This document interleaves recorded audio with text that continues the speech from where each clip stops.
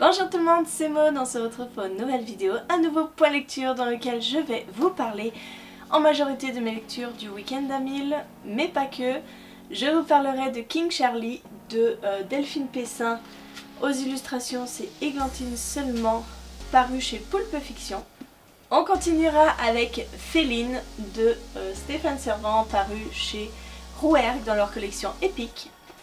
Je continuerai avec Le libraire de Cologne de Catherine Gansmuller, paru chez Scrinéo. Et on finira avec Yggdrasil, le tome 2, La Rébellion de Myriam Caillonneau, et c'est de l'autopublication.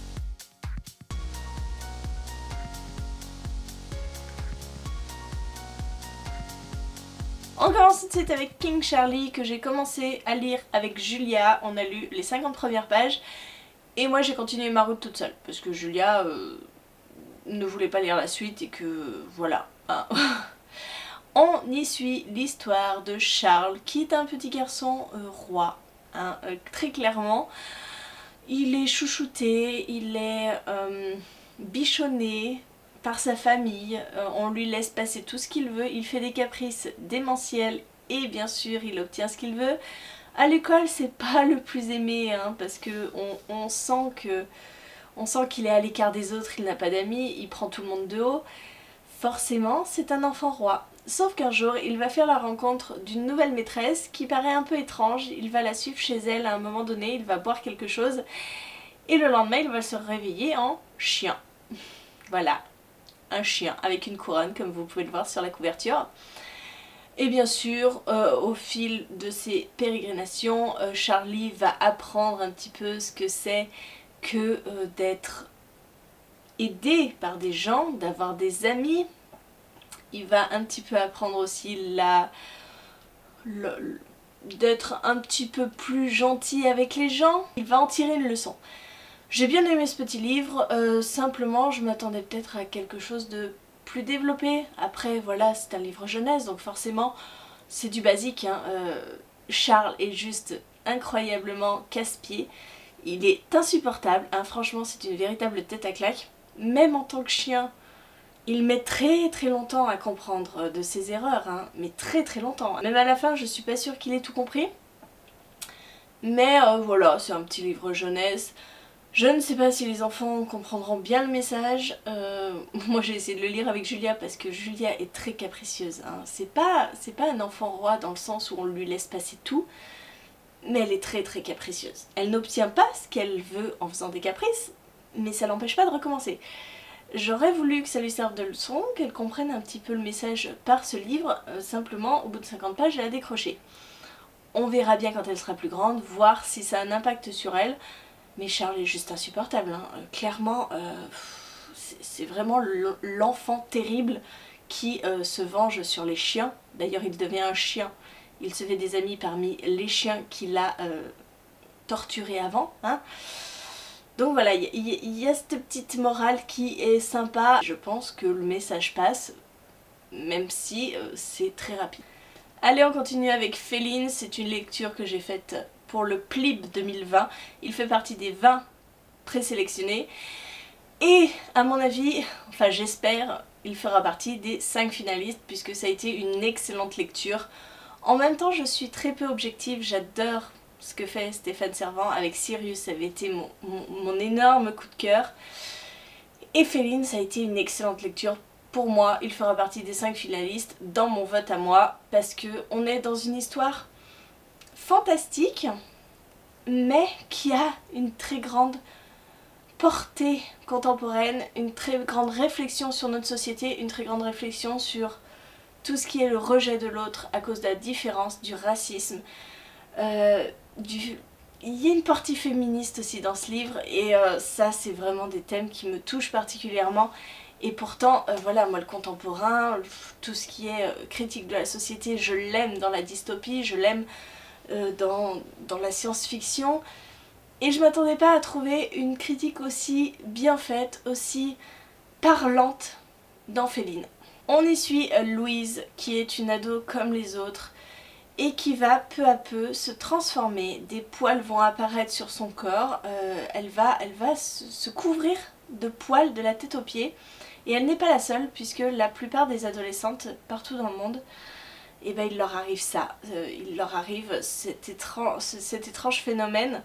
Alors bien sûr au début on les rejette, on les couvre de honte, on les lapide. Non mais imaginez-vous, on les lapide.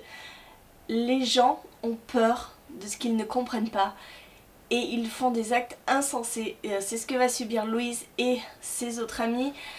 Elles vont se faire rejeter de la société et pourtant Louise va, grâce à ça, se révéler et va porter haut et fort les couleurs de ce nouveau monde qu'elle représente.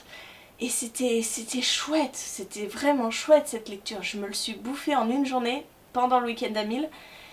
Et c'était fort, le thème, le sujet est magnifique, le thème est grandiose et c'est fait d'une main de maître. Moi j'adore la plume de Stéphane Servan et encore une fois, c'était époustouflant. Époustouflant, je ne peux que vous conseiller Féline parce que c'est une lecture qui va vous toucher en plein cœur. Et moi ça l'a fait totalement et voilà, il fera partie des 5, il n'y a même pas à réfléchir dessus. Je vous parle aussi d'une lecture qui m'a énormément touchée, je l'ai lu aussi pour le week-end à 1000. Et vous n'avez pas encore vu le vlog du week-end à 1000, vous l'aurez la semaine prochaine, mais vous verrez que quand j'ai terminé ce livre, j'étais émue aux larmes. Clairement, j'ai versé ma petite larme pour ce livre parce que c'était tellement touchant et de savoir que c'est une histoire basée sur du réel, c'est encore plus touchant. Nous allons y suivre Hans qui va reprendre la librairie d'un juif de monsieur Mendel qui est obligé de partir s'exiler en France pour ne pas subir bien sûr le nazisme qui monte, qui grandit en Allemagne. Et on va suivre Hans qui fait tout pour faire vivre cette librairie, qui fait tout pour s'approvisionner en livres, pour continuer à garder des lecteurs malgré tout ce qui se passe pendant cette guerre, parce qu'on va le suivre avant la guerre, pendant la guerre et plus tard. Et c'était touchant à souhait, c'était horrible même, parce que vous subissez tout ce qui s'est passé à Cologne dans ces temps-ci, l'horreur que subit Hans, parce que il reprend une librairie qui est juive, tout ce qui est antisémite, ça va lui tomber dessus, on interdit aux gens de venir dans la librairie, on va lui faire subir pas mal de choses, des destructions de livres, des autodafés, etc. Et les bombardements, parce que Cologne a été bombardée pendant la guerre. Et la lutte de cet homme pour faire survivre cette passion du livre, c'était poignant, hein, tout simplement. Et puis au fur et à mesure, on s'est attaché à des gens, on les voit partir, on les voit mourir, on les voit... C'est extrêmement dur. Clairement, c'était une lecture très poignante, très touchante. Et on vous explique à la fin l'histoire de cette librairie qui a vraiment existé, l'histoire de Hans, un autre Hans, qui a lutté toute sa vie pour la faire vivre. Et c'est ça qui m'a émue vraiment. C'est ce rapprochement du réel qui est d'autant plus poignant. Donc c'était une excellente lecture. Il sort le 20 février, donc vous allez devoir attendre un petit peu avant de le voir, avant de pouvoir le lire. Mais c'est une petite pépite ce livre, j'ai vraiment beaucoup aimé.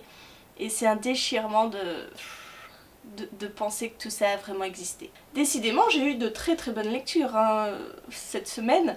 J'ai lu le second tome de Yggdrasil. Si vous vous souvenez bien, le premier tome avait été un coup de cœur. Je l'avais écouté en audiolivre et c'est une des premières fois où j'ai un coup de cœur pour un audiobook. Et j'ai mis du temps avant de le lire cette suite parce que clairement c'est écrit tout petit et le livre fait plus de 600 pages. Donc comment vous dire que ça freine un peu la lecture, mais une fois que j'ai été dedans, j'ai retrouvé cette passion qui m'animait pour le premier tome et j'ai encore passé un excellent moment. C'est peut-être pas un coup de cœur, mais qu'est-ce que j'aime ces personnages, c'est un truc de fou, j'adore. Nous allons suivre Neyla qui est une jeune femme qui va faire son temps de conscription. Je crois que c'est le temps de conscription, je ne suis pas sûre. Si vous voulez, on est dans un univers donc, où toutes les planètes vivent sous le joug hein, de l'Imperium qui est dirigé par Dieu.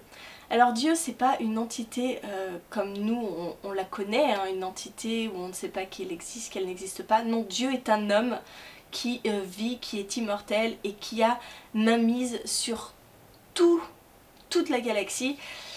Et pour renouveler un petit peu le stock de soldats, il y a ce temps de conscription qui est obligatoire pour les jeunes.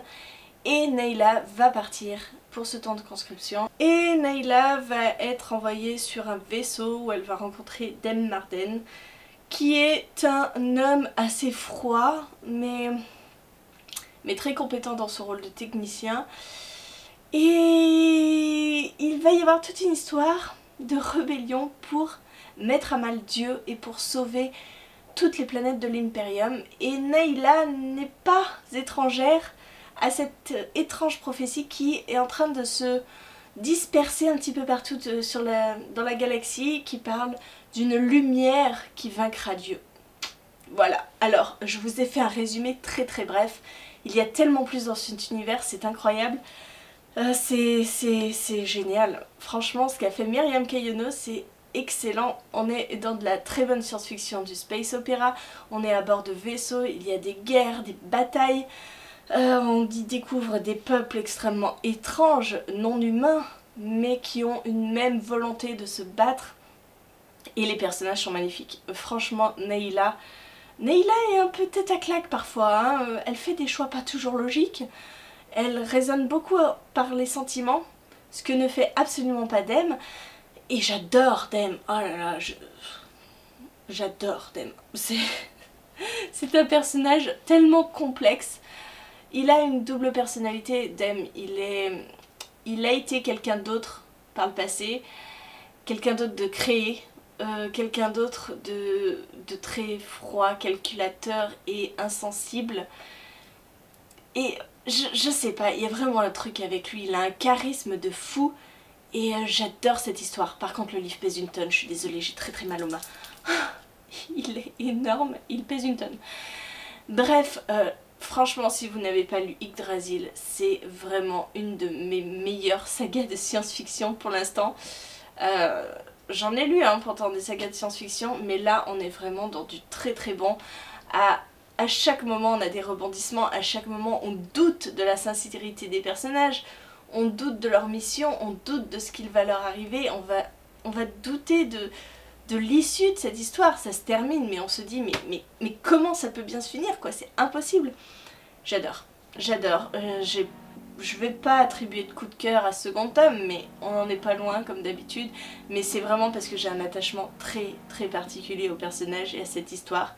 Et j'ai très hâte de savoir ce qui va se passer dans le tome 3 et si la galaxie va être libérée de l'Imperium, et j'ai hâte de voir la confrontation entre Nayla et Dieu parce que ça promet d'être épique. Voilà, je vous ai parlé de ces 4 livres, j'espère que la vidéo vous a plu, n'hésitez pas à me dire en commentaire si vous avez lu un de ces livres, ce que vous en avez pensé. Et en attendant, moi je vous souhaite une très bonne journée, de très bonnes lectures, je vous dis à très bientôt pour une nouvelle vidéo.